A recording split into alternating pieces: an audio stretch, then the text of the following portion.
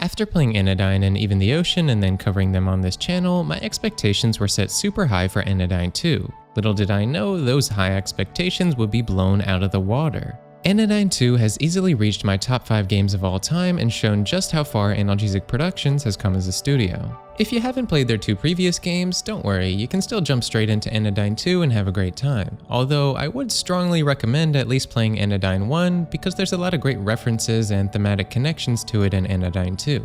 I mean, you really don't want to miss out on crucial things like the fact that they used this amazing frog sprite again. Jimmy, I see a frog.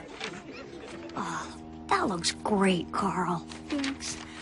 Okay, obviously I'm joking here, but there's a real appeal to seeing the progression of how Analgesic Productions took everything that worked about their first 2 games and combined that with a ton of new and fresh ideas to make Anodyne 2 really amazing. A good example of this is how the story of Anodyne 2 is told. The surreal but meaningful metaphorical storytelling we saw in Anodyne 1 makes its return. However, it's mixed with the more straightforward plot and character development driven style of Even the Ocean. The different way these 2 styles emotionally impact you combine to make an experience that will resonate with you on a conscious level because the characters and plot are so well written, but also on a deeper subconscious level because of the poetic, abstract metaphors that will stick with you even if they seem hard to fully understand at first. In this well-told story, you play as Nova, a nano cleaner, someone who can shrink down to nano size and enter the inner world of people or things in order to clean the nano dust that's causing them problems. This story plays out in 2 styles of gameplay. Returning from Anodyne 1 is the puzzle-focused 2D Zelda-esque gameplay. But what's completely new in Anodyne 2 is the jaw-dropping 3D environments which focus more on exploration and light platforming. Marina, Kittaka, and Melos Han-Tani drew from a ton of different influences to inspire this surreal and breathtaking world. For example, you can see the influence from Shadow of the Colossus and how the player is led through the vast environment by always having something interesting on the horizon that draws you to explore solely with the player's sense of curiosity. The eye-catching, colorful, abstract geometry will make you be like, can I jump on there and explore? And the answer is almost always yes, and you're often rewarded for this kind of thinking with collectibles, secrets, or just a nice view. This fosters a natural sense of wanting to explore the world within the player and makes your motivation to want to play the game come from within yourself, rather than the game telling you exactly what to do and when. Other influences besides Shadow of the Colossus, such as Panzer Dragoon Saga or the more ethereal moments from Final Fantasy IX, can be seen in Anodyne 2's surreal and colorful 32-bit art style. This is one of the prettiest games I've ever played, and it had me stopping and staring all the time just to take it all in. This feeling also extends to the amazing pixel art of the 2D sections. The weird inner world of the characters you shrink down to enter are filled with a ton of colorful visual flair and a huge amount of aesthetic variety. The fact that Analgesic Productions made such an artistically stunning and expansive world in under 2 years really bakes my noodle. These visuals aren't just surreal, ethereal, and totally out there for no reason though. The environments and characters are so otherworldly and alien to represent how different everyone's experience of the world is. Going out into a world where everyone else has such a different experience of what the world is and means can feel surreal and confusing. It's like everyone's from a different world than you and your environment can feel like it makes no sense. However, this can also lead to beautiful moments when you do manage to truly connect with people, as seeing their experience of the world opens your eyes to a different way of seeing things. So Anodyne 2's world may seem confusing at first, but this world will spark your curiosity and make you want to make sense of everything and learn about different people's perspectives, which adds to the player's motivation to discover and explore. Exploring like this is always fun because of the stunning art in Anodyne 2. I can't give high enough praise to Marina Kittaka for the otherworldly visuals. They have a really unique creative style that adds so much to the experience of Analgesic Productions games. Every environment was so awe-inspiring, I found myself wandering aimlessly around this beautiful world a lot, just jamming out to the incredible soundtrack composed by Melos Han-Tani. This incredible soundtrack is one of those aspects where playing Anodyne 1 first will give you more appreciation of what the devs have done with Anodyne 2. The most obvious examples of this being the remixes of the Anodyne 1 main theme, which give the player a sense of familiarity, just to then evoke completely different tones than the original based on the context that the remixes are used in. There are more subtle examples of this too, such as how Pastel Horizons is kind of a remix or rearrangement of Fields from Anodyne 1. Both Pastel Horizons and Fields are used to convey very open areas, and the narrative themes of Pastel Horizon have a lot to do with connecting with others, isolation, and ghosts, which are themes that are also prominent in Anodyne 1. Almost every other song on the OST also tries to add thematic meaning to the area that they play in, and they're just incredible pieces of music in general. Much like the visuals, the music also draws from a wide variety of influences to create something super unique. The artists that Melos draws from the most are Rei Harakami and Susumu Hirasawa, to the point where they even gave those two a special thanks in the credits. The influence from Rei Harakami can be seen most in the style of synths used and drum programming techniques. The influence from Susumu Hirasawa is a little more subtle, more to do with melody composition, tone, and possibly some little things like using chopped up vocals in abstract ways for instrumentation. There's a ton of other influences I could get into, but you can watch the Music with Melos series on Analgesic Productions channel for more on the plethora of other influences in their music and how they went about composing for Anodyne 2. Honestly, this may be my new favorite video game soundtrack of all time. Sorry Ridge Racer Type 4. The gameplay of Anodyne 2 is also an amalgamation of a lot of different influences. What we basically have here is Shadow of the Colossus mixed with Luigi's Mansion, mixed with Zelda, mixed with Princess Remedy, mixed with Nier Gestalt, mixed with Dance Revolution, mixed with Jewel Chase, mixed with Luca, mixed with Spider-Man 2, and Dust mixed with Kirby. Okay, you get the point. Anodyne 2 takes a lot of influences, but uses them to make something totally unique. As I mentioned before, the game uses a combination of 3D sections focused on exploration and light platforming, and 2D sections that use your dust cleaning vacuum for puzzles and action. To transition between these two styles of gameplay, you also get a short but sweet rhythm game known as dimension diving. So needless to say, that's a lot of different things to get right, and somehow Anodyne 2 manages to make all its different elements work and have a huge amount of variety within each style. For the 3D sections, the exploration has a lot of variety and freedom in how you want to go about exploring the world. The different platforming challenges you'll find aren't so much about being super challenging in terms of precise inputs. They're more about figuring out how you will actually make your way around the abstract layouts, or about getting creative in how you reach somewhere that at first seems inaccessible.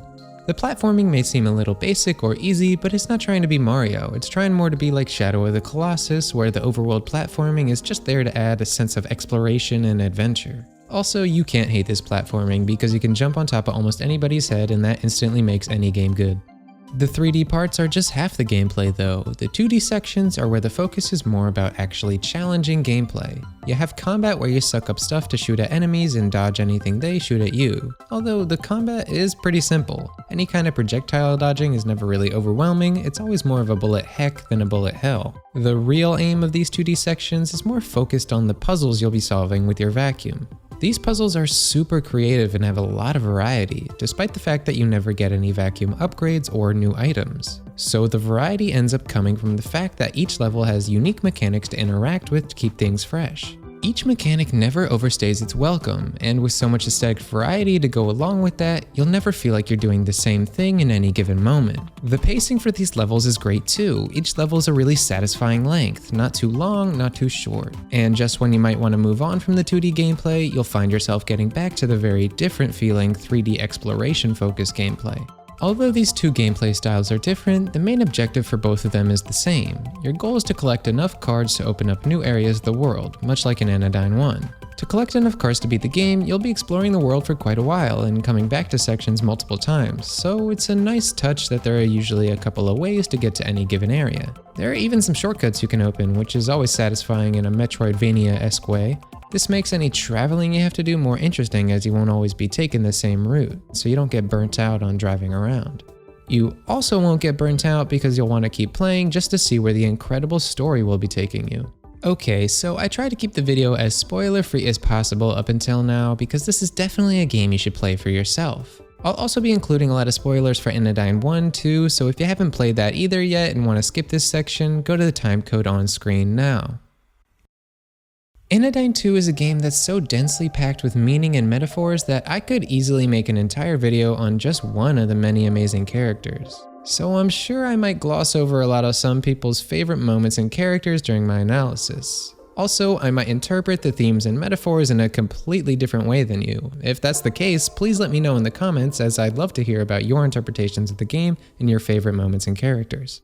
Through Nova's journey in Anodyne 2, you'll be exploring a lot of different interesting themes. One of the most prominent is pressure and expectations coming from parents, society, and religion. I suppose I should warn people that I'll be critiquing elements of religion quite harshly in this video, but don't take that as me saying religion is inherently bad. Further themes that are explored are the importance of community and friends, escapism, purpose, individuality, and exploring the depths of your and other people's emotions. But before we get to those deeper themes, at the start of the game we'll be exploring something even deeper. The theme of comfy. The opening of Anodyne 2 explores the idea of Nova being born into a cozy and perfect womb-like world. On the opening title screen, we can see Nova in an egg which has an orange glow that evokes a sense of peace and comfort. The music here is a more calming remix of the main theme of Anodyne 1. This made me think back to the definition of the word anodyne, which is a painkiller. Will this anodyne be a comforting healing experience, or will it simply be a temporary relief from a pain that's not actually being dealt with? Wow, okay, all that from a title screen. Once you actually start the game, you'll get introduced to Nova's parental figures, Palisade and C. Psalmist. You can see the thematic hints to the roles these parental figures will play in their names. A palisade is a protective wall and hints to the character's protective and motherly role to Nova. C. Psalmist hints at the religious nature of Nova's upbringing, referencing psalms, the Christian term for music used in religious worship. Expanding on the religious metaphors is the mention of something known as the center, which for the most part represents the Christian idea of God. The center is an unknowable and indefinable authority figure from which everything in this world was created. These characters and metaphors foreshadow Nova's sheltered and religiously influenced view of the world, but for right now, Nova still hasn't actually been to the real world. She's actually still inside that egg from the title screen. Her experience in that womb-like state is represented in the opening area known as the Albumen shore. Here, Nova awakes and is immediately told her purpose in life is to serve the center as a nano cleaner. She's told she'll shrink down to nano size to clean out the harmful dust that corrupts people. Nova is introduced to how she'll be nano cleaning people through some easy 2D levels that serve as a kind of tutorial and introduction to the 2D gameplay. The end goal of these sections is to obtain items like cereal or a sippy cup, evoking a nostalgia for the simpler comforts of childhood. So it might strike you as a little odd that the last item you get is quite different. It's something known as a reguloid. The item says it will regulate Nova's head to be in the perfect conditions for a thriving glandulock seed. So what actually is a glandulock seed? Well, it's something that's implanted into your brain that's always watching you and pressures and judges you to follow the directions from your authority figures. Suddenly I don't feel so comfy anymore. The glandulock seed represents the subconscious pressure that develops in one's mind during childhood from parental, religious, and/or societal pressure. It's that voice in the back of your mind that you can't get rid of that makes you feel guilty or judged when you go against the ways you were taught to behave as a child. The glandulock seed further explores this idea of pressure from authority figures in the fact that Nova is told the glandulock seed will provide her all the energy she needs if she follows the ways of the center. She won't even have to eat or sleep. The center wants Nova to throw away any kinds of simple pleasures to completely focus on the purpose she was created for, to serve the center as the nano cleaner. What the center is doing here is representative of how Christians are told to serve God. The center created everything and gave you everything. You should always obey the words of the center like the words of God and never question them. All you truly need to live is the center. You don't need to listen to your body's desires, just listen to the purpose that the center gives you. The two people telling you about the purpose that the center gave you are your two parental figures, Palisade and C. Psalmist. They explain how it's your duty to nano clean all the dust corrupting the world by telling you that you've been born into a war zone. They frame your nano cleaning as you being a soldier in a battle between pure good and pure evil, between God and the devil essentially. Not exactly the warm welcome into the real world you'd expect from your mothers. Though Psalmist and Palisade do care for you, they were first and foremost created to be servants of the center. I think that's why Psalmist has a C in front of her name that likely stands for center. However, Palisade doesn't have a C in front of her name, foreshadowing that maybe she's not as attached to the center as some of her counterparts and is more focused on protecting Nova and being a comforting figure to her. However, like I said, Palisade is still a servant to the center and in the beginning seems more motivated to be protective and comforting to you just so you can do your job as a nano cleaner better. Speaking of, it's about time Nova actually started nano cleaning, and that means it's time to leave the comfort of the Albumen shore and head out into the real world known as New Theland, which is a little nod to the world of Anodyne 1, which was known as The Land. You first arrive in New Theland in a space that houses the center, and honestly is a little scary. The dark hallway you walk down, combined with the creepy remix of Anodyne 1's main theme, might make your mind start to wonder about what's really going on with the center. This is a genius use of music because this same melody that's creeping you out here was used to evoke comfort and calm on the title screen. This cleverly hints to the conflicted feelings Nova has of being comforted by and scared of the center. I think these conflicting feelings are meant to convey an interesting aspect of religions. Especially when you're a kid, religion can simultaneously scare you into obedience, while also controlling you so that your religion is the only thing in your life that comforts you and alleviates that very fear that it creates. However, Nova still has the trusting naivety of a child, so she puts any fear out of her mind and accepts all the praise Palisade and Psalmist give the center at face value. In her newborn state, Nova's looking for any kind of guidance or a parental figure. This is shown in a really cute and funny way when Nova at first thinks of the center as well as Palisade and Psalmist as her mommies. These are the first people in Nova's life, and as far as she can tell, their view on the world and the purpose that they assign Nova is the only truth there is. The first assignment Nova's given relating to that purpose is going around the surrounding area known as Center City Cenote and helping people corrupted by nanodust.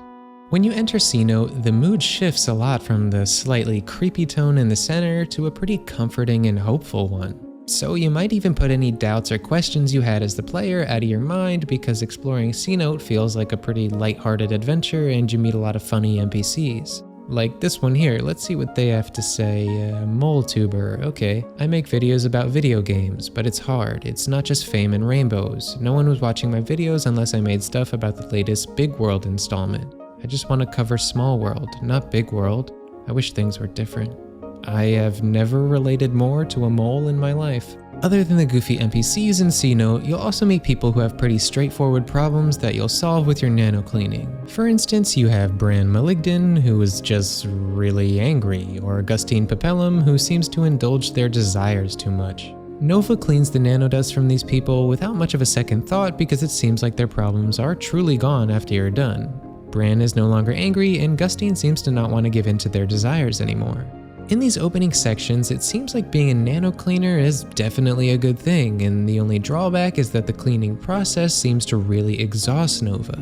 Palisade is worried about this, but Psalmist, who's more concerned with the needs of the center, directs Nova to repress the turmoil her body is going through because the center gave her that body, and she is merely a vessel to serve the center. Nova repeatedly has the idea drilled into her that the reason she exists is solely as the nano cleaner for the center. There's something to be said here about how gender plays into all this. Nova is a woman, and her assigned role is to basically take on the emotional baggage of others. This is something women are conditioned to do in real life, and it's physically and mentally draining to be pressured to do things like this. So as you go through Cenote and Nova gets more and more exhausted, you as the player will likely start to doubt the methods and intentions of the center. However, as far as you know, the dust is still a corrupting force that causes people pain, and the cleaning is the only way to fix that. So you push those doubts out of your mind for now as Nova stays headstrong and ventures out of Cenote to go and nano clean more people.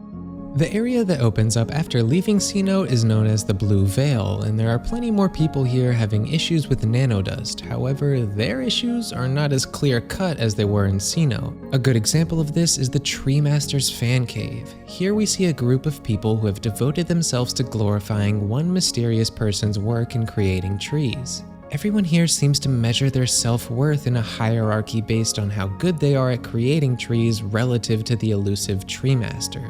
When you clean the nanodust from the leader of the fan cave, if their problem was to really be solved, you'd expect them to realize that all their art has worth and they shouldn't value themselves only compared to the artist that they put on a pedestal. However, what really happens is that the leader of the fan cave just takes on the role of being the new tree master. The hierarchy-based mindset of the people here hasn't changed at all, and it's clear that the nano cleaning didn't actually help them, and arguably it left them in a worse place than where they started. So what is getting rid of this dust even doing, and what is this dust in the first place? In my interpretation of Anodyne 1, I saw the dust in that game as a representation of problems that have been ignored so long that they've gathered dust. The dust in Anodyne 1 was never something you were getting rid of though, it was something you dealt with and even used for solving problems. Looking at this metaphorically, the game could be saying that problems are not something that you can just get rid of forever, they're something that can even help you if you try to use what you've learned from them. In Anodyne 2, the dust is much more directly stated to be a problem. The dust in Anodyne 2 is treated by the center like a disease that has to be eradicated at all costs. I see this as the center trying to control people so that they're not allowed to just accept whatever issues they're going through and try to deal with them. Instead, the center prescribes a nano cleaning to clear your head of the problem, but not necessarily heal it. The last thing you do to supposedly heal people is to get rid of the large dust crystals inside of them. The dust crystals you suck up are then turned into cards. You might remember from Anodyne 1 that cards are explicitly stated to be a symbol of personal growth. So by removing the dust crystals from people, you may be taking away the surface level pain of their problem, but you're also removing their potential for personal growth from learning from that pain. This leads to some of the people you heal seeming like they haven't learned any lesson or moved on from the root of their issue. I think the first example where this really clicked with most people was Jeff the Digger. Jeff has been trying to dig to remove a fungus growing in their village that killed all the crops. The only problem is that digging actually isn't solving anything, and in fact, by the time Nova meets them, they've dug away most of their village and the fungus problem still remains. Jeff seems to be stuck in the mindset of a sunk cost fallacy, literally digging themselves deeper and deeper into a hole. They stubbornly keep digging no matter how many people tell them digging isn't the solution and that what they're doing is destroying the village more than the fungus is. When Nova nano-cleans Jeff, you'd expect them to learn their lesson that digging isn't the solution. But instead, all that the nano-cleaning does is clear their head enough to make them rest and take a break before they eventually start digging again later.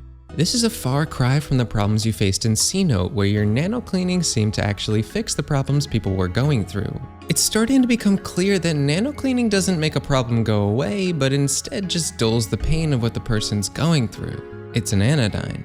However, much like Jeff, Nova stays headstrong on her goal to remove all the dust from New Theland, despite the fact that as you progress it becomes more and more clear that nano-cleaning isn't an end-all be-all solution to problems.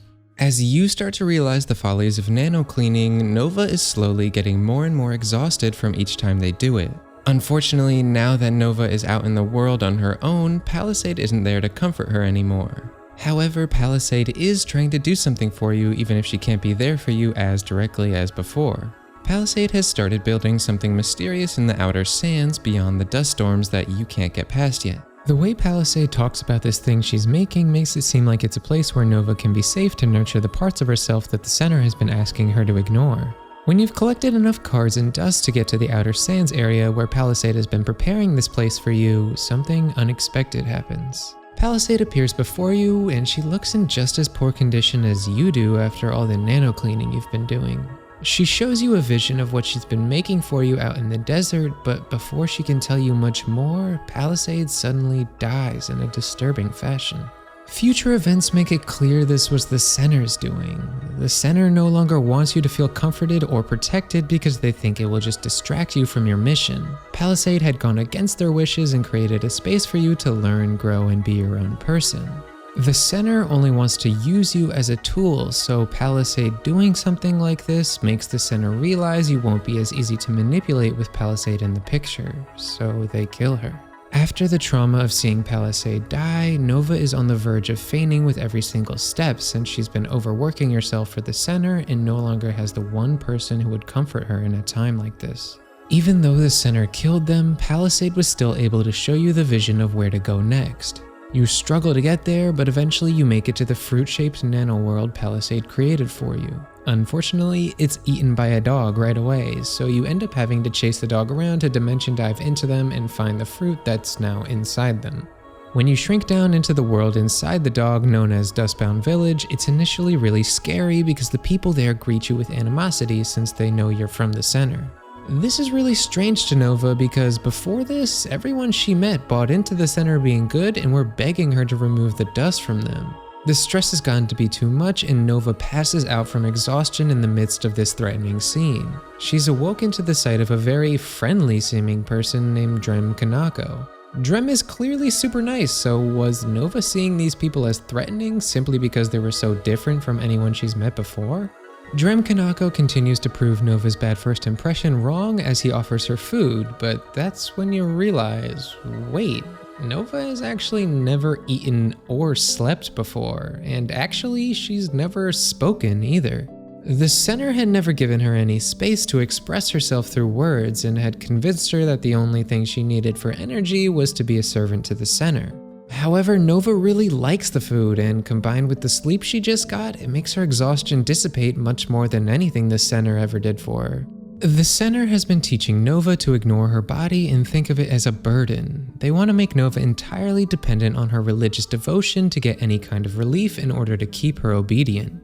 Teaching someone to not trust their body is a slippery slope to having them not trust their own thoughts and feelings at all, and therefore entirely depending on others for any direction in life. Nova's indoctrination was so effective that she's never even spoken up with her own thoughts on any of the direction she's been given. That's why it's so shocking to Nova that the Dustbound people all forge their own path and are opposed to everything the center represents. They live in a commune-like society where people grow their own food, play, and don't have any kind of rigid hierarchy of control. Nova's very resistant to the Dustbound ways of thinking at first, but after meeting characters like LGBT and Drem Kanako and bonding with them despite any differences, Nova starts to take an interest in this alternative way of life away from the center. However, the center's lessons are very ingrained in Nova, and anytime she hears anything that goes against these lessons, the Glandalox seed reacts very negatively and makes Nova feel conflicted. These feelings make it so she can't help but cling to the comfort following the center once brought her, and to the hope of trying to bring back Palisade. So Nova eventually ventures out to explore the area of this world that Palisade created, known as Handfruit Haven. To us as the player, it looks like a playground created by Palisade in order to let Nova have a safe space to play, express herself, and have fun without the center knowing. Unfortunately, Nova has no concept of playing because of her upbringing, so she sees all the playground stuff there and is confused. In her desperation to see Palisade again, Nova interprets these things as elements in some sort of ritual for reviving Palisade. Nova assumes that because a vision of this place is the last thing Palisade showed her before dying, that it must be connected to bringing her back somehow. The music in this area is a kind of somber remix of Palisade's theme, which is a nice touch to reflect Nova's sad and nostalgic mental state in this area. Nova's sadness and longing for the comfort Palisade brought her isn't ever going to bring her back though. But much like Jeff the Digger, this won't stop Nova from stubbornly trying the same ritual at Handfruit Haven over and over again. So by day, Nova grows fonder of the Dustbound people and learns about playing through wrestling with Drem Kanako. She also learns about living on your own terms from LGBT, who Nova ends up developing a bit of a crush on. However, by night, Nova clings to her attachment to the center, desperately trying to bring back Palisade. This cycle continues for a while as Nova feels conflicted about these new experiences, but still learns new lessons and becomes more of her own person. Nova learns things like how not only the center can create life from dust. She sees a baby be born from the dust within Elegy, who Elegy names Ash, which is a clever nod to them being born from dust. Ash being born is shocking to Nova because she thought dust could only be a destructive force, but Elegy teaches her about the concept of dust channeling. If we continue with the reading that dust represents struggles or pain within, then dust channeling would represent taking negative experiences and emotions and turning them into something positive and expressive of yourself. For Drem Kanako, dust channeling can be something like turning anger or aggression into an entertaining and inspiring performance in the wrestling ring. For Elegy and Ash, dust channeling is when they turn invisible to play peekaboo. Peekaboo can turn the fear of a kid not knowing where their parent is into a fun game instead of a bad experience. This teaches the kid that their parent will always be there for them even when it seems like they're gone, and it also helps them cope when their parent really is gone. Nova fiercely rejects the idea of dust channeling because of the pain she's seen dust cause. She can't imagine it being a good thing, especially while she's still grieving Palisade. Nova's inability to cope with her parent being gone definitely has a thematic connection to the peekaboo game. Nova's only way to cope with loss is to devote herself to a religious-like ritual that, in the end, brings her no real comfort. Because of Nova's inability to cope with loss and conflicted feelings about the new things she's learning, she's on the verge of a breaking point. So after a moment where the center gets harshly criticized by the Dustbound and the Glandulock seed inside Nova starts to flip out, Nova snaps and runs away from all the friends she made in Dustbound Village. She can't stand accepting that Palisade is gone and that everything she's been taught is being questioned. To make sense of her world being shaken so much, Nova abandons her new friends and heads back to the center hoping to find solace in familiarity. But instead, Nova is greeted by an unfamiliar face. See Visionary, a being who represents all the sides of the center that have been on the fringes of your mind up until this point. This character makes it obvious just what kinds of things the darker sides of the center are meant to represent. One of the first things Visionary does is introduce the Metaclean framework. Now everywhere on your journey, you'll see Metacoins scattered around. These coins can be used as currency in the Metaclean shop. This monetary incentive might seem like typical video gamey stuff, but the fact that Analgesic Productions in particular would introduce a currency like this into their game is very significant.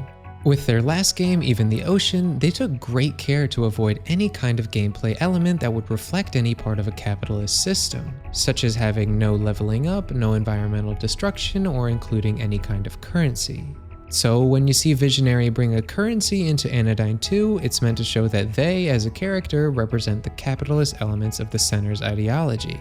Let's think about the connections here. The center values labor and obedient service over everything, even the well-being of those giving that labor, much like a capitalist system. Furthermore, they propagate their will and ideology upon the world, reflected in how everyone seems to blindly praise the center. They also hoard a main source of energy in this world, that being the dust. Visionary is even more committed to all these capitalist values than Psalmist and becomes the main source of pressure pushing Nova to complete her nano cleaning in the second half of the game. Everything they say and do feels corporate and squeaky clean in a really creepy way. They'll say whatever they think they need to in order to manipulate Nova into staying obedient to the center. Being the good capitalist Visionary is, they won't let you take a break, so they quickly compel Nova to collect more dust and cards, so she heads out to the outer sands to continue her nano cleaning. Although on your way there, you may wander around picking up Metacoins scattered around in the areas that you've already been to. There's no real challenge to getting some of these, but I think the real point of them being here is just to give you a fun reason to return to these areas. As you return to them, you'll reflect on the people you've cleaned with a new perspective on the center's actions. Even the music takes on a new light with your new perspective. At the beginning of the game, so much of the music seemed full of hope and comfort, but now these songs seem to have a tinge of melancholy. You know more about what your actions might actually be doing, and you can no longer take everything at face value. In particular, the Center City Cenote theme nails this recontextualization effect. This was even confirmed to have been done intentionally by Melos in one of their Music with Melos videos, and I think it's a really impressive way to tie the narrative and music together. Once you're done picking up Metacoins in these older areas though, you'll eventually make it out to the newer ones in the outer sands that have opened up, and you'll see a lot more connections to Anodyne 1 start to appear. Some of the portals connecting these new sections look just like Anodyne 1 portals from the Nexus. Then when you explore the beach section, you come across a portal that takes you to the Nexus from Anodyne 1. It's super mysterious. You meet a weird iteration of the Sage character and see broken portals everywhere. It's like this world has started to distort and fall apart ever since Young left it at the end of Anodyne 1. You don't get the full backstory of why this is until the post-game, so I'll talk more about that later, but what this does do is make you really question the reality Nova is in. As I talked about in my analysis of the first game, the land from Anodyne was a representation of Young's subconscious, so it begs the question, is New Thelen simply a new iteration of that idea, but for a different person? It isn't long before you get some answers to these questions that you may be having, as soon after you discover the Nexus, you will then stumble upon a very strange NPC in the desert who will shatter your idea of what Nova's reality really is. Their dialogue includes script notes for what's happening visually, and the NPC references the fact that you don't have a health bar in 3D. Things just get weirder as the dimension diving section looks really glitchy and weird. Instead of getting to play the rhythm game like usual, the NPC sucks you in without you really being able to do anything. This strange atmosphere gets you in the perfect headspace for the very meta and mind-blowing section that you're about to play. Instead of anything similar to what you've played before in Anodyne 2, you're sent to a more realistic feeling world with a totally different visual and gameplay style. Even most of your options in the menu are gone, indicating that this is probably meant to represent the real world. Although it feels like everything here is meant to parallel what's happened in the world in Anodyne 2. The most obvious first connection is the character you're playing as is now named Nora instead of Nova, and the sounds of a vacuum cleaner can be heard in the distance. After looking around your room and noting the dust on your bed, you head to the window and see the stone gargoyle on top of the building. Nova ponders about how historians say that the scary appearance of gargoyles was used to ward off evil spirits, but Nora feels more like they just remind us of the evil around us, the evil that we can't ward off so easily. This outlook and other dialogue gives us a little peek into Nora's mental state. She seems a bit pessimistic about the outside world and a bit socially anxious. She seems like someone who's in a bit of a rut at this point in her life. She works a minimum wage job that she doesn't like, but they feel like too much of a coward to get a better job.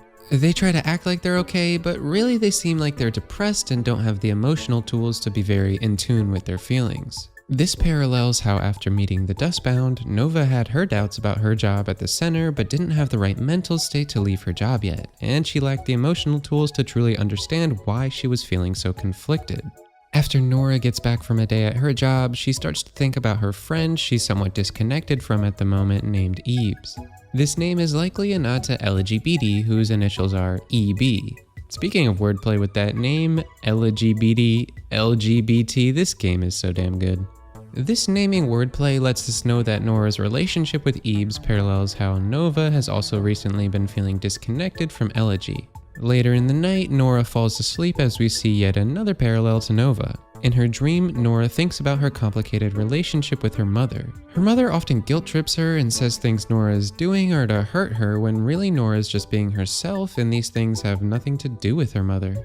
This parallels Nova's unhealthy relationship with Psalmist, who often uses guilt tripping to manipulate Nova. Also, Psalmist said she felt Nova was conspiring against her when she disappeared to Dustbound Village, despite Nova going there for her own reasons unrelated to Psalmist. After Nora wakes up from her dream about her mother, she checks the social media post she made about the lightning storm that took place the night before. A comment on Nora's post from someone named GG800 says that the lightning hit their building, and it makes it seem like this person is their neighbor, but Nora doesn't remember ever giving her socials to anyone in her building. Okay, that's mysterious, but Nora doesn't think much about it for now. Going out to the window, Nora remarks on the term coined to describe rain-dampened earth, petrichor. The roots of the word being petra, meaning stone, and ichor, meaning ethereal blood of the gods. And Nora then cracks a joke about how you can't get blood from a stone. The joke at the end kind of downplays the metaphorical significance that I'll get into more later, but dialogue like this highlights the importance of names, word meanings, and wordplay in Anodyne 2.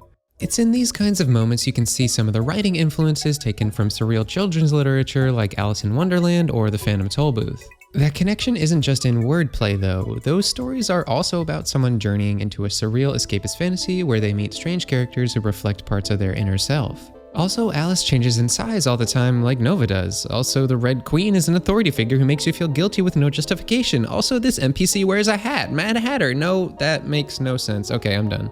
Okay, let's get back on track from that tangent. Nora, still looking out the window, notices that the gargoyle seems to have fallen off the building in the lightning storm last night. When she gets back from work that day, the gargoyle is lying there in the main hallway of her building, and damn is it creepy. When taking a closer look at the gargoyle, Nora makes a comment about how they're meant to help direct rainwater away from the sides of a building, noting that rain feels like it wouldn't cause any actual harm, but over time the rain can make even some of the sturdiest structures crumble.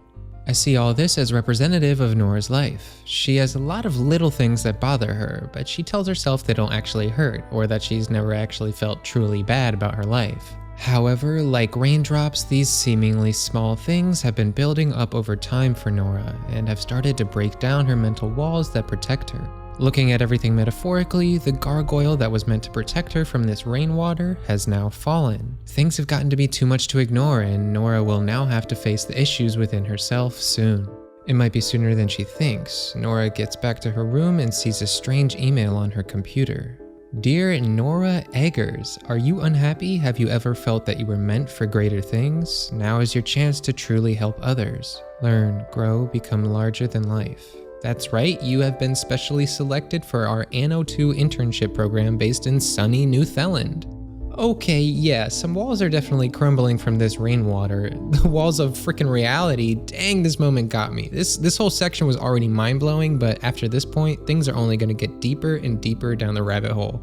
After seeing this email, the next thing Nora sees is another strange message from GG800. They say they're the one who put the gargoyle in the hallway. Nora's obviously confused and weirded out, especially because Gigi follows this up by trying to say Nora and them have a special connection. Nora says they must be mistaking them for someone else and tries to put the whole situation out of her mind and goes to bed. In her dream, Nora's mother's voice echoes what was said in the email. Are you unhappy? Have you ever felt you were meant for greater things? Nora continues to dream and thinks to herself, she wants me to remember the good times that we had, but I can't. I know they must exist, but I don't want to feel them inside me. I don't want to remember. If I'm better off now, then what's the point of my life? Wow, okay, so the connections to all you've been doing in Nova's world are starting to get really clear now. First off, by Nova's mother repeating what's said in the email, we're thematically connecting that relationship to the pressure and expectations placed upon Nova and Anodyne too. The other dialogue in Nora's dream is all about struggling with the sense of purpose laid out for you by authority figures and the pressure of their expectations, feeling conflicted about the comforting times you had before things got complicated, and finally wondering what's your purpose in life if it turns out you're better off not conforming to the pressure of what others want you to be. During all these complicated emotions Nora's going through, it's a blessing that she suddenly gets a call from her friend Ebes who wants to reconnect and hang out. They share a great time together and it makes Nora think about how she wants to leave her current situation. This nicely reflects Nova's time with Elegy, which made Nova question if she should leave her status quo. While Nora and Ebes start to fall asleep together after their fun day, GG800 starts blowing up Nora's DMs. While Ebes was there, Nora had completely forgotten about this problem in the back of her mind. Much like Nova had forgotten the problems she was facing during her time with the Dustbound. Gigi is pestering Nora about their special connection and how they've always been together, and it's really creepy. Nora isn't in the right headspace to deal with this, so she ignores this problem and takes comfort in being with Ebes as she falls asleep. This time Nora doesn't directly dream of her mother, but she dreams of being a citrus fruit in a tree and a woman coming and biting through her outer shell. The juices of the fruit flow bright and red. Nora feels the pain of the fruit being torn like it's her own pain.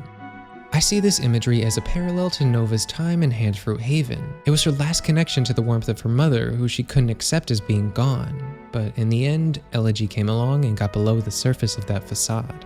By challenging Nova's views and causing conflicting feelings in her, it reminded Nova of the bright red scene of Palisade's death. In Nova's anger over the conflicting emotions that had caused her, she destroyed Handfruit Haven and even used the words torn apart to describe doing it. It really feels like they put in so much work to connect even the smallest details in the dialogue back to Nova's journey. It's really impressive.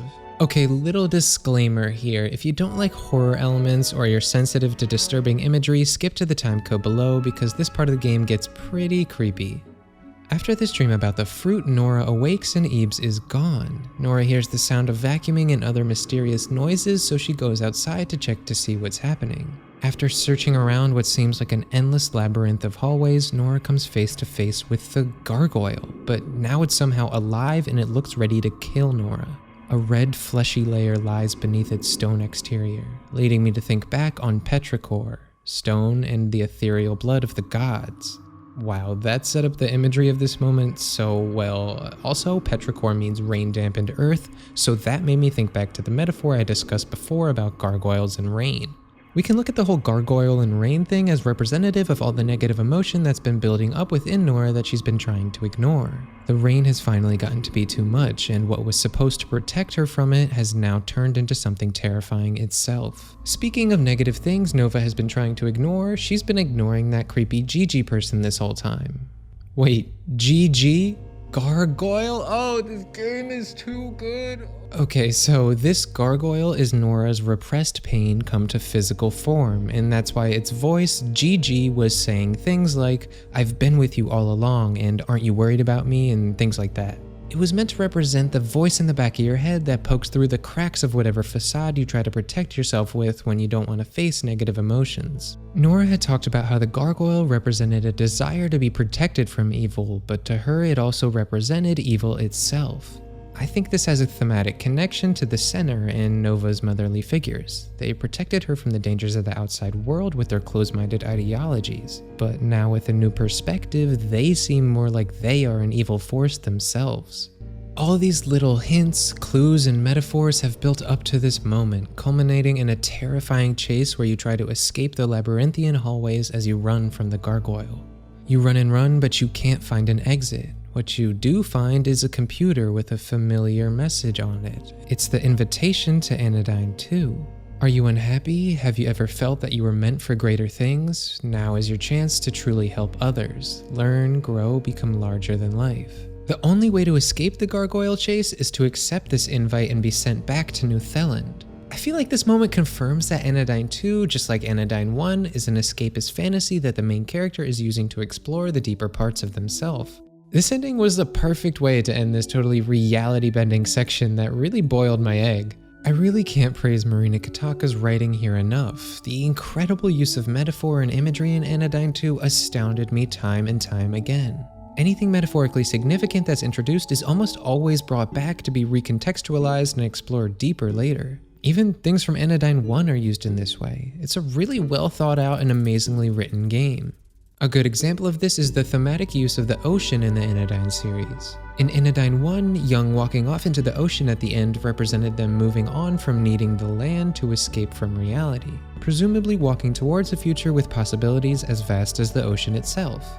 We see this ocean metaphor explored again in Anodyne 2 when we meet a character who has total amnesia of their past, cleverly named Nowan. They have dreams of being told by a disembodied voice to not create a boat to sail the ocean. This voice is most likely the center, because what other force in this world has the power to control people to this degree? However, their control isn't as airtight as they probably want it to be. Mentioning the boat over and over again makes it so no one can't help but think about what this boat is and the significance of it. They ask the voice in their dreams what to avoid in order to not create the boat by accident or out of ignorance. This becomes a really funny back and forth bit where the voice is basically telling them exactly how to make a boat by telling them exactly what they shouldn't do. However, like many of the funny parts of Anodyne 2, this moment does have metaphorical significance. No one is unable to escape the reality the center has presented them because whenever they get close to the boat that will set them free, the center wipes their memories, causing them to have amnesia. Sailing out into the ocean would lead them to explore a world outside the center's control, and that's why the center does all this to stop them from discovering any possible reality outside the one that they have curated. I see this situation as reflective of Nova's relationship with the center. They want to guide her to be completely dependent on them and never leave the reality that they construct for her. However, in telling her exactly what to avoid, they end up telling her exactly what will set her free from their control.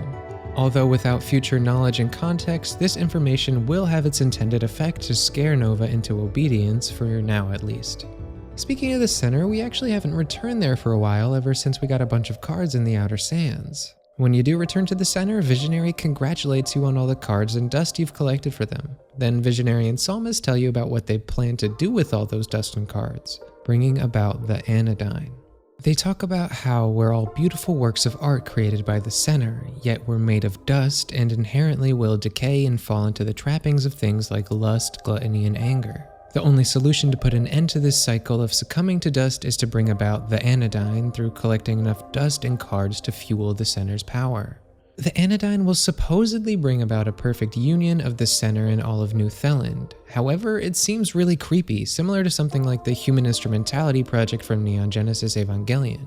It seems like they want everything to be one to get rid of any pain people have from being individuals, but of course that would mean erasing everyone's individuality and essentially the end of the world as we know it. Metaphorically, this conversation about why we need to enact the Anodyne ties into how Christianity views us as all being born with sin, despite being created by and in the image of God. Humans are seen as being inherently impure and that the only way to rectify this is to constantly ask God for forgiveness and try to be one with God. If God were to even bring about the end of the world, you're supposed to accept that with open arms without question. If you do follow this path Visionary and Psalmist have laid out for you and seek out enough cards and dust to enact the Anodyne, you'll get one of the two possible endings of the game. This Anodyne ending is supposed to bring about salvation to the world, but much like the nano cleaning you've done, all it does is bring a stasis to problems. As the Anodyne slowly starts to come to fruition, you see visions of the people who you supposedly cured of all their problems. People like Jeff the Digger or Bran Maligdan. However, you now see them with a new perspective as you see Jeff rejoicing as their work is finally over and that they were right to have stayed within the hole that they dug for themselves. You know fully well from what you learned about their village falling to ruin that Jeff has learned nothing. None of their pain is really gone, just satiated by the center. This parallels what Nova has done by continuing to follow the center and bringing about the Anodyne. She stayed on a path that she was told by others wasn't the answer, but was so focused on it being her one true purpose that she didn't want to even think about questioning it. You then see Bran Maligdan reflecting on why they were so angry in the first place, that reason being the questions that haunted them. Why did the center create New Theland? Why is the world so full of fear and pain? Pain which we compound in endless cycles of exploitation. But the fire within me had gone quiet and only faint embers remained. So all you did by cleaning the dust that caused their anger was prevent them from being able to question the center. It may become clear now why they are found in a construction site and talk of cycles of exploitation like this. They're likely being used for labor by the center, much like you. The center doesn't want them questioning anything about why they give that labor to the center, so they sent you to nano clean these thoughts from them. We cut back to Nova at the center. Psalmist goes on about how proud she is of you for bringing about the Anodyne as everything turns to white. You've essentially brought about the end of individualism. It's an absolute stasis. A blinding white purity rid from dust, but it's a purity which can only be achieved by not really existing. Dust is something that's everywhere and is a constant reminder of decay. It can be used to say the world is unclean or impure and must be purged, but life and all energy comes from that dust. So what would happen if instead of trying to erase it, we instead tried to embrace the dust? This would lead us to the other possible ending of Anodyne 2, the ending where Nova goes against the center and brings about a different outcome to this story. In order to get this ending, you don't find cards, instead you find pieces of the Trilock collar. The pieces of the collar all have descriptions related to the ways in which they soothe social anxieties, which is fitting because giving this collar to the dog that houses the Dustbound will allow you to re-enter that area and see the people there again. Nova's overcome some of her anxieties about returning to these friends that she turned her back on and goes to ask them for help in how to resist the center. Another thing Nova's overcoming here is that for the first time, you're dimension diving into somebody not to get dust or cards, but for self-motivated reasons. Before, Nova only found purpose in what the center told her to do, but now she's growing and becoming more of her own person. When you enter the Dustbound village, it's clear you need to do something about the center fast, because your friend Drem Kanako is acting totally different and it seems like the center has wiped his memories. So you quickly try to find Elegy and figure out what to do next. When you reach Elegy, they tell you how everyone in Dustbound village was reset by the center, wiping all their personality and leaving them as hollow puppets the center can control. Elegy and her child were only able to avoid this because of their dust channeling abilities, which allowed them to turn invisible to the center.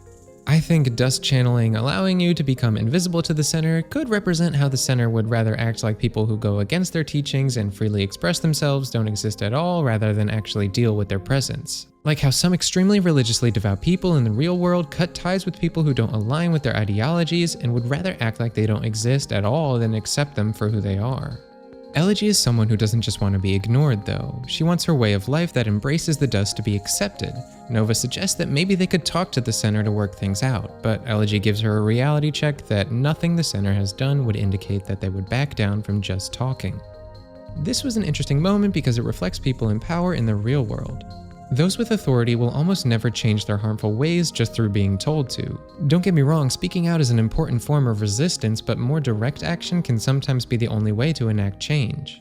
Hearing this stings for Nova a bit because she doesn't want to have to fight the people in the system that raised her. Struggling to think clearly about this, she has a moment where she questions all her motivations. Nova questions if by coming back to see Elegy, was she really just trying to satiate her base desires for comfort and pleasure like Gustine Papillum? Nova's conflicted because she still has a reaction of guilt ingrained in her whenever she does anything opposed to what she's been taught by the center. However, as the player, we know she's just trying to do what feels right. Being motivated by emotions like anger or wanting to satisfy desires doesn't mean you're inherently in the wrong. Listening to what your body and mind are telling you with those kinds of emotions is more sacred than any kind of repression that you may have been taught. We can even look at Gustine Papillum's name for an insight into Anodyne's view on that subject. Gustine is derived from Augustus, meaning holy, sublime, or sacred. The desires of people for pleasure and connection aren't shameful, they're more holy than any religion that would tell you to suppress them. Somewhere deep down, Nova knows this, but she can't help but feel conflicted because of the influence the Glandalox seed still has on her. Anytime Nova's encountered ideas that go against what the center taught her, you can see the Glandalox seed react on your screen with judgmental and angry looks. Nova tells Elegy about the Glandalox seed and how it makes her feel whenever she goes against the center, and Elegy responds, "Does the Glandalox seed help you understand the true nature of your fears? Does it lift you up when you reach for something more beautiful and true within yourself? Or does it wield your fears against you, beating you down with insecurity until you feel you have no choice?" Nova sits with these words. She knows it to be true deep down, but she still has to reconcile the fact that the Glandalox seed is stuck in her mind and can't be removed. Its influence is something Nova will always have to deal with. This is representative of how in real life, when you're raised with pressure and expectations constantly put upon you and you face judgment and anger forever going against them, it's traumatic and it leaves an imprint that you can't just wipe clean.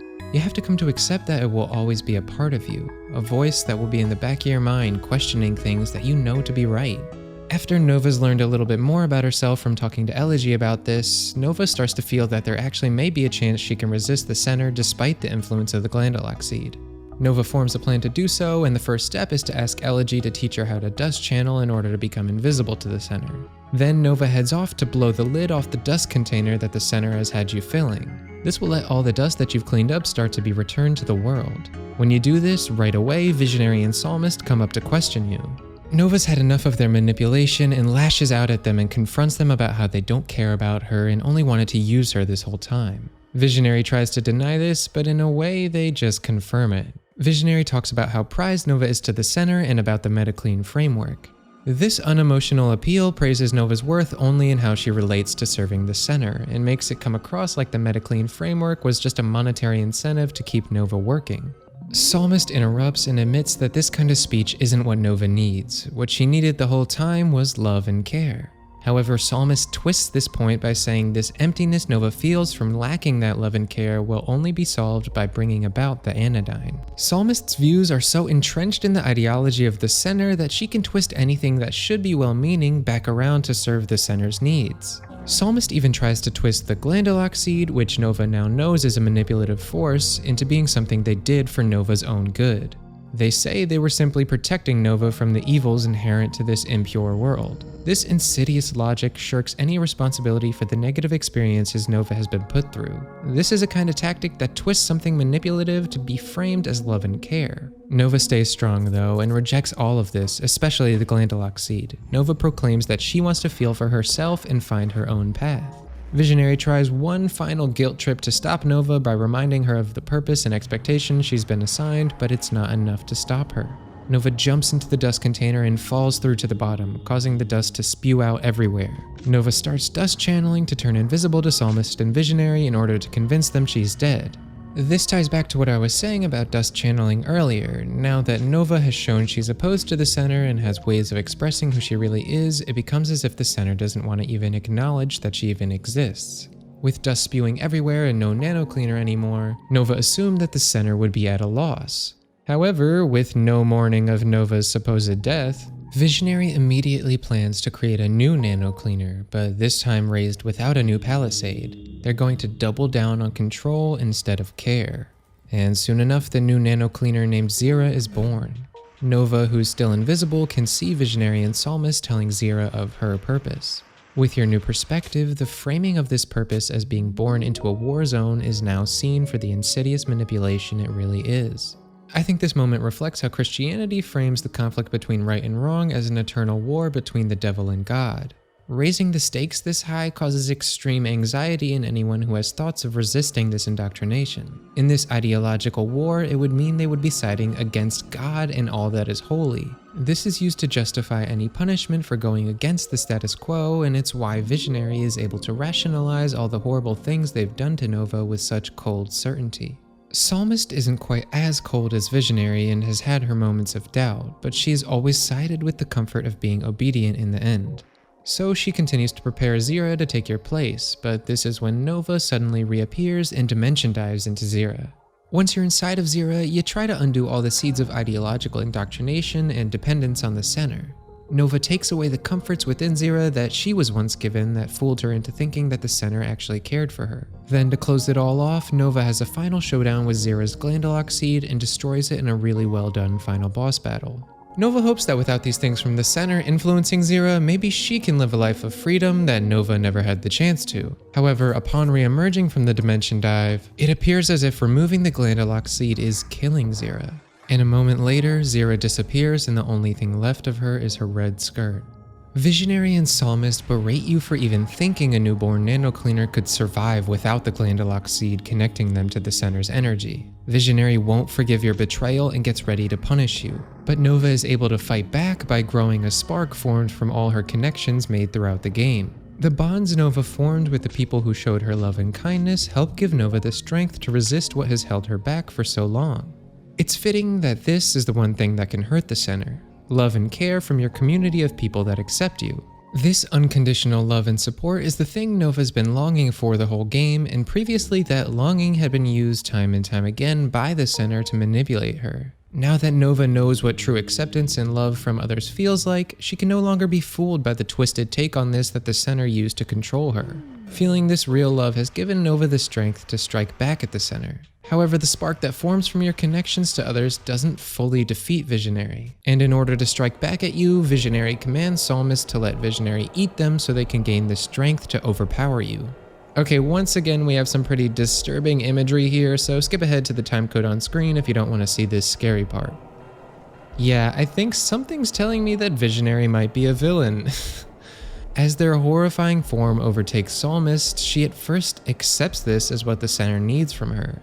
However, the more she thinks about it, the more she realizes that all this service to the center has brought nothing but pain to Nova and herself. What kind of sacred system would treat its subjects like this? In her last moments, Psalmist sees the merit of what Nova has been fighting for, and realizes that this system is worse than whatever Psalmist thought the evil of dust might bring upon the world. So instead of being consumed by Visionary, Psalmist returns to dust. She dissolves herself into shards of dust crystal, which, as discussed before, are symbols of personal growth, showing that Psalmist has finally grown and learned to embrace the dust. In this last act of defiance, she shoots into Visionary, causing them to be impaled on the physical representation of the center itself. So, love and care from your community is what could hurt the center, but what finally defeats it is freeing someone else from the center's control. This is a fitting end thematically because the center represents systems of control, and the core of those systems' power comes from the people that serve it. Opening those people's minds to think for themselves will take that power away and lead the system to collapse in on itself. This is fittingly represented by the imagery of Visionary being killed with the physical representation of the center. Now, although it seems like this should be a victory to be celebrated, it's still tragic for Nova. I mean, both of her mothers are now gone and there's no returning to the comforts of her old way of life.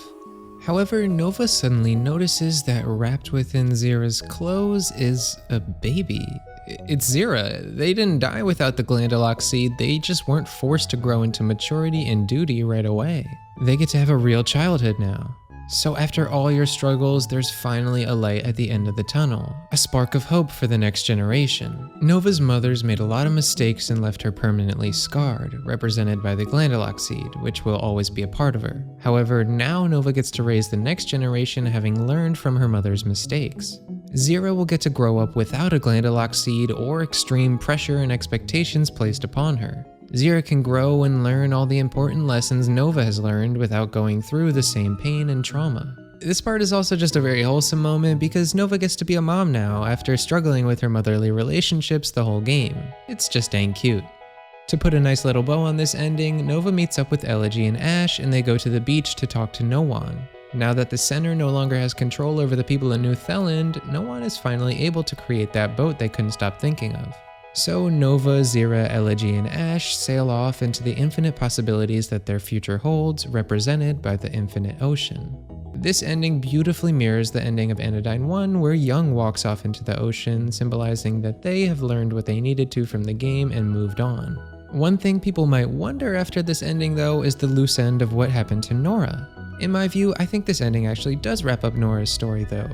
We last saw Nora jumping back into the world of Anodyne 2 when an invitation asked her, "Are you unhappy? Have you ever felt that you were meant for greater things? Now is your chance to truly help others. Learn, grow, become larger than life." Well, with this ending, all those aspirations have kind of been met. Nora wasn't just using Anodyne 2 as purely an escape, she used it to learn and grow through the lessons Nova learns in the game. So now Nora no longer needs the world of Anodyne 2.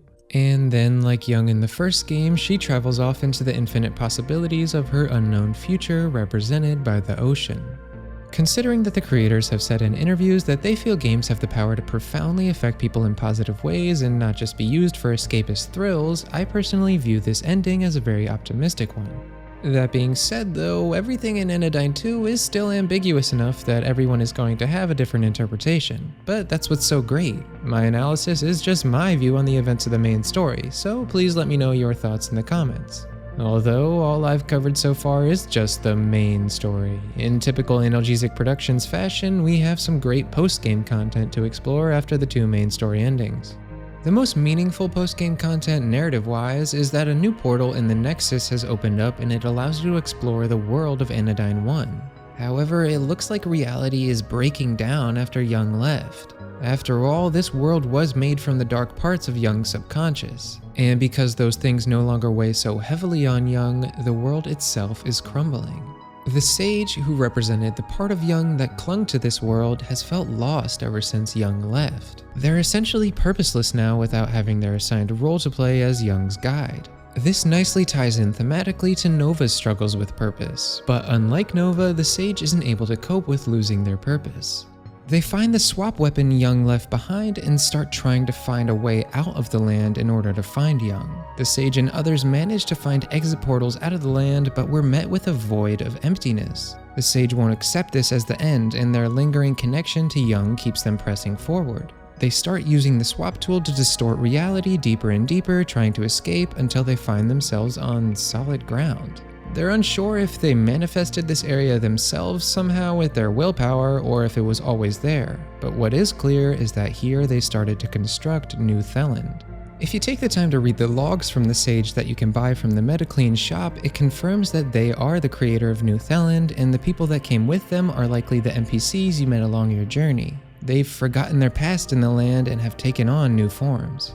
The sage constructing New Theland really works on a thematic level because they're a character who clung to their purpose and was really mad at Young when Young was finally done with their purpose that the sage had assigned them. So creating a system like the Center that's all about controlling people and dictating their purpose would make sense for this character. I mean, heck, they even recreated a Nexus like the one from Anodyne 1 in a desperate attempt to make sense of their existence without Young. They even went as far as to make a new version of themselves in a new hero's quest that takes place there. You could even say that the email invitation that was sent out to Nora could have been from the sage. It makes sense that they would be reaching out to people to drag them into the game in an attempt to find and bring back Young, or at least to find someone going through something similar to what Young was in Anodyne 1. This origin story to New Theland is the only story-related post-game content. The rest is developer commentary, prototype areas, and concept art you can check out. I always appreciate this touch that Analgesic Production adds. The peek behind the curtain always adds to my appreciation of all the work they put into these beautiful worlds. If for some reason you watched this whole video and haven't played the game yourself, there are still huge portions of the experience that I didn't touch on at all, so I really recommend you play it for yourself. And hey, Anodyne 2 is on every major console now, so availability is no longer really an issue. Although I do recommend buying this game on itch.io so more money goes directly to the devs. And don't worry if your computer isn't very good, this game doesn't really require a good computer to run well. Please support the amazing games Analgesic Productions have made and keep an eye out for Analgesic Productions' next game, which has the working title of S. What little we've seen so far looks super interesting and I can't wait to find out more. I really want to see their games get more love because they're such good influences on the video game industry and community. They always take great care to have diverse and meaningful representation of marginalized groups, and they always include good options and settings for accessibility so more people can play their games comfortably.